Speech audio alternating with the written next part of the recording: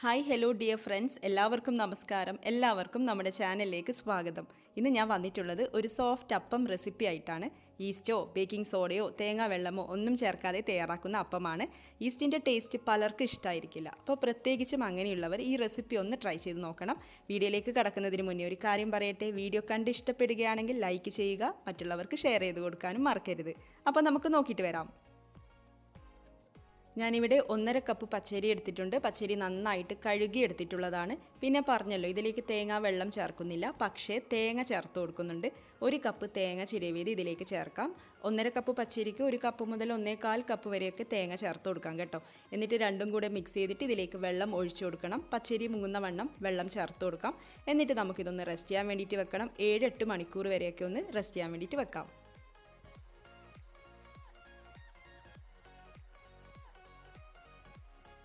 7 മണിക്കൂറായിട്ടുണ്ട്. ഇനി നമുക്കിതൊന്ന് അരച്ചെടുക്കാം. ഇപ്പോൾ ഞാൻ രാത്രിയിലാണ് കേട്ടോ അരച്ചെടുക്കുന്നത്. ഇതിലേക്ക് പ്രത്യേകിച്ച് വെള്ളം പുറത്തൊന്നും ചേർത്ത് കൊടുക്കേണ്ട. ഈ സോക്ക് ചെയ്ത് വെച്ചിട്ടുള്ള വെള്ളം തന്നെ ചേർത്ത് കൊടുക്കാം. അപ്പോൾ 2 തവണയായിട്ടാണ് അരച്ചെടുക്കുന്നത്. ഇത് കുറച്ച് കൂടുതലുണ്ടല്ലോ, അതുകൊണ്ട് ഞാനിത് 2 തവണയായിട്ടാണ് അരച്ചെടുക്കുന്നത്.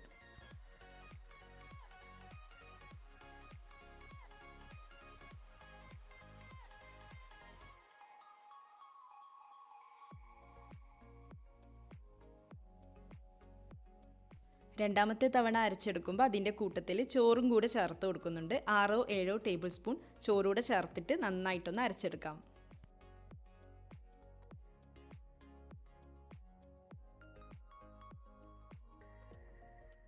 അങ്ങനെ ബാറ്ററി ഇവിടെ റെഡി ആയിട്ടുണ്ട്. ഈ ഒരു പാകത്തിലാണ് വേണ്ടുന്നത്. ഞാനിപ്പോൾ ഉപ്പൊന്നും ചേർത്ത് കൊടുക്കുന്നില്ല. ഞാനിത് ഓവർനൈറ്റാണ് വെക്കുന്നത്. അപ്പോൾ നമുക്കിത് രാവിലെ തയ്യാറാക്കിയെടുക്കാം. ഇതിപ്പോൾ രാവിലെ തുറന്ന് നോക്കിയതാണ്. അല്പം മാത്രമേ പൊങ്ങി വന്നിട്ടുള്ളൂ. ഈസ്റ്റ് ചേർക്കുന്ന മാവ് പോലെ പൊങ്ങി വരുമൊന്നും ചെയ്യില്ല, അപ്പോൾ അതൊന്നും കുഴപ്പമില്ല. പിന്നെ ഓവർനൈറ്റ് വെക്കുന്നതല്ലെങ്കിൽ ഒരു 10 മണിക്കൂറെങ്കിലും വെക്കണം. ഇനി നമുക്കിതിലേക്ക് പഞ്ചസാരയും ഉപ്പൊക്കെ ചേർത്ത് കൊടുക്കാം. മധുരം നിങ്ങളുടെ ഇഷ്ടത്തിനനുസരിച്ച് ചേർക്കാം കേട്ടോ. ഞാനിവിടെ 2 ടേബിൾ സ്പൂൺ പഞ്ചസാര ചേർക്കുന്നുണ്ട്. പിന്നെ ആവശ്യത്തിന് ഉപ്പും കൂടെ ചേർത്തിട്ട് ഒന്ന് നന്നായിട്ട് മിക്സ് ചെയ്തെടുക്കാം.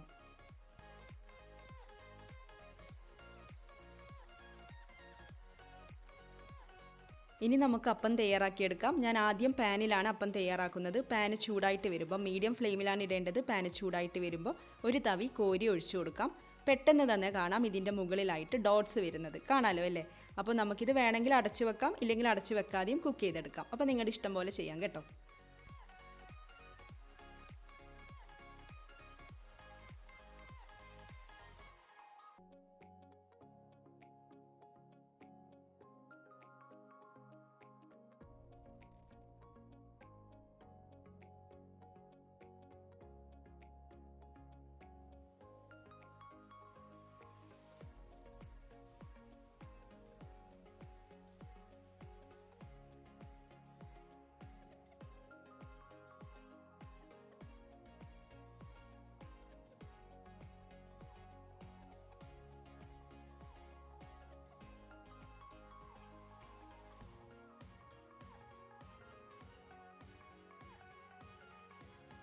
പാനിൽ മാത്രമല്ല, അപ്പച്ചട്ടിയിലും ഇതുപോലെ ചുറ്റിച്ചുകൊണ്ട് നമുക്ക് വെള്ളയപ്പം തയ്യാറാക്കിയെടുക്കാം.